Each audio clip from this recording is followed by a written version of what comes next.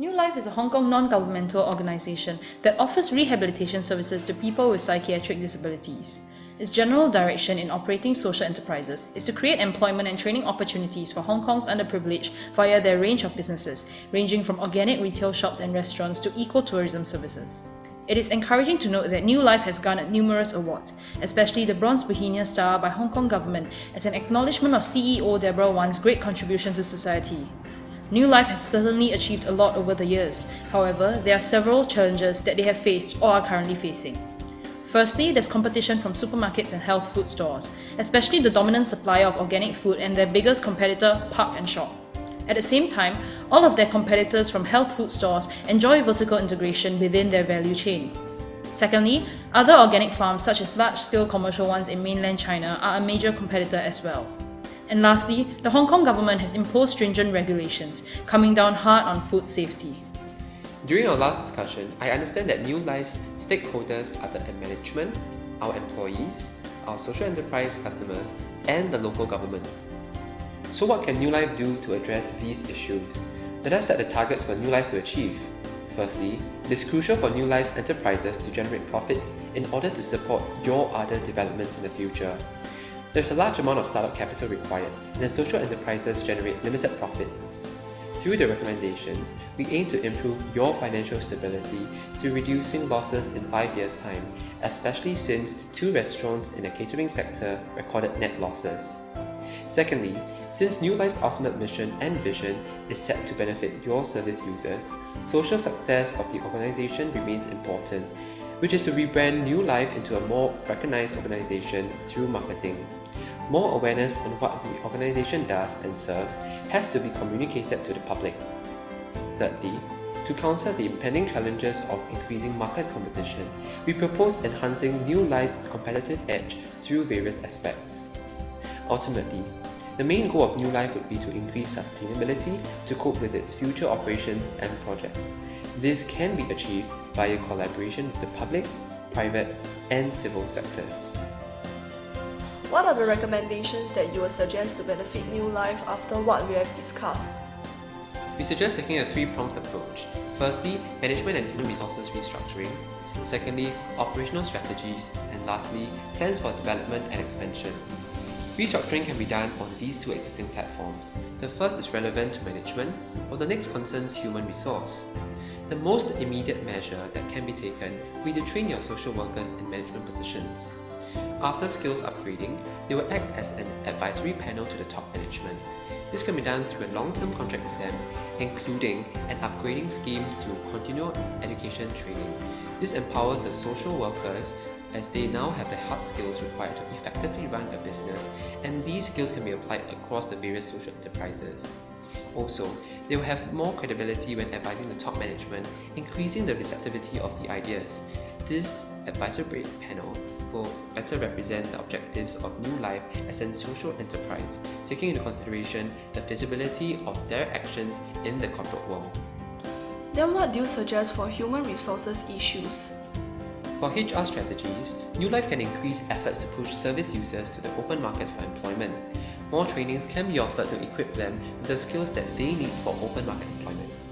New Life can cooperate with larger companies to hire their service users with incentives such as better CSR for the company. Since one problem is the long working hours, a scheme could also be worked out for your service users to work shorter hours with a prorated lower pay. The fact that New Life overhires more manpower than it needs puts a burden on its finance. Wages paid to service users may be too high for the amount of work they do. By pushing them to get employed outside, New Life not only increases its economic sustainability, it also helps these service users step out of their comfort zone and better integrate into society. So then what should New Life do with the unprofitable subsidiaries? We propose closing down these unprofitable ones. New Life's restaurant at Sing Yi Swimming Pool, for example, has been incurring substantial losses, thus making it harder to break even. This applies to some other enterprises, such as the organic shop in Tsim Sha Tsui East, as we believe that resources should be directed to places where there are better chances of benefiting the employees. Such profitable areas are identified in the grassroots and mid-market district. we identified that there seems to be a need for you to narrow your diversification strategy and focus more on the subsidiaries with more market potential, such as more profitable businesses like the organic shop in Taiwan and cleansing services in Kwai Sing District. To address the strong competition issue, we propose resolving this via the marketing approach by rebranding New Life's organic food as Food for a Better Cause. This helps to distinguish New Life's offerings from its competitors. A video advocating this message can be posted on various social networking sites to promote New Life's organic food. Such video campaigns will be a great success should the videos go viral. So how can development expansion help New Life to be self-sustainable? We propose strategies that will enable New Life to gain competitive advantages and ensure self-sustainability. These include extending its services to supply competitors by acquiring more farmlands and improving on its ecotourism. New Life can adopt a business-to-business approach where it supplies to other supermarkets. One such long-established supermarket chain in Hong Kong is Park & Shop, where it has extensive wide geographical coverage and prime locations. This will help increase sales for New Life. But is New Life capable of such extensive organic productions?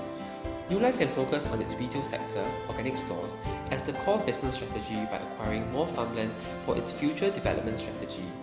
Although this cannot be achieved in short run, as it involves a huge cost, as New Life scales up its organic sector and becomes more profitable, it will be possible. This creates more employment for the service users to acquire useful skills to gain open employment in the long run. So is there other development strategy that New Life can adopt in order to remain sustainable? Our next recommendation is to strengthen its ecotourism sector for its organic farm. We have identified this sector to develop since statistics from Hong Kong Tourism Commission has shown a strong increase in visitors by 11.7% in 2013 tourist arrivals. Ecotourism is a profitable sector to develop and expand upon. New Life can redesign its organic farms and promote it as a farm stay location. We would build cottages and treetop houses for interested farm stayers to experience staying within a farm. This provides additional sources of revenue for New Life as well as increased employment opportunities for the service users. During the first year, New Life should start sending its existing social workers for management training and push its service users for more open employment. In the second year, New Life should start evaluating and close down unprofitable stores. Their stores will be evaluated based on their 3-year financial stability basis to determine whether to close down. Rebranding efforts and regular marketing efforts will also be carried out to sustain the brand's marketing. From the third year, New Life can start to source for potential organic farms to take over. The acquisition is scheduled to take place after negotiations with retail competitors so as to better gauge New Life's demand for farm space. 6 months into the third year, New Life can focus on redesigning the farmland to better enhance the attractiveness of New Life's ecotourism. These modifications are scheduled for completion after 2 years of execution. Even if we train the social workers in management course, it might be possible that they might not be able to fully incorporate what they have learned into their daily work or decisions. To mitigate this risk, we can let decision making be carried out in teams. This helps to 1. Reduce the chances of error when more people are vetting through the ideas, and 2. Further strengthen their knowledge in the business know-hows.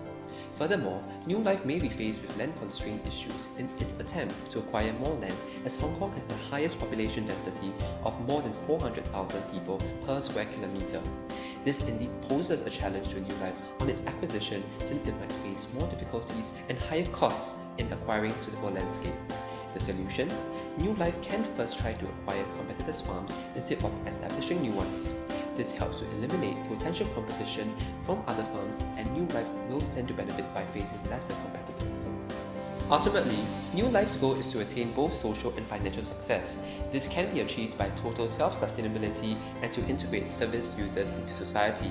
Collaboration between the private, civil, and public sector are necessary for our recommendations to materialize. Collaboration with the private sector is required in the hiring of New Life's patients and ensuring that they are not being mistreated at their workplaces. Collaboration with the government is essential for New Life to continue expanding its enterprise. Lastly, collaboration with the public are crucial in order to garner support of the people at large in order to carry out the recommendations and effect the change.